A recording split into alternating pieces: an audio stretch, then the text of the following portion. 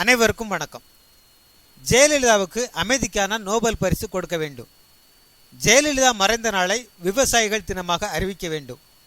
ஜெயலலிதாவுக்கு பாரத ரத்னா விருது வழங்க வேண்டும் என சசிகலா தலைமையிலான அதிமுக பொதுக்குழு வலியுறுத்தியது. இதில் உண்மை என்னவெனில், மறைந்த ஒருவருக்கு நோபல் பரிசு கொடுக்கப்பட மாட்டாது. அதற்கான விதி நோபல் பரிசு கமிட்டியின் விதியில் தெளிவாக உள்ளது. விவசாயிகள் தினம் ஏற்கனவே டிசம்பர் 23 அன்று மறைந்த பிரதமர் சரண்சிங் அவர்களின் நினைவாக கொண்டாடப்பட்டு வருகிறது. பாரத ரத்னா விருது ஊழல் வழக்குகளில் தண்டனை பெற்று சிறைவாசம் அடைந்தவர்களுக்கு கொடுப்பது மரபு அல்ல.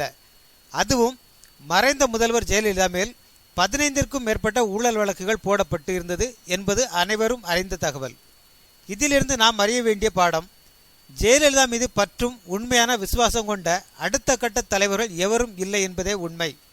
இதுபோன்ற அடிப்படை தகவல் கூட தெரியாமல் தான் முதலமைச்சர், 30க்கும் மேற்பட்ட அமைச்சர்கள், 136 எம்எல்ஏக்கள், 50 எம்பிக்கள், சபாநாயகர் என வரிசை கட்டி நிற்பது கேலி கூத்தானது.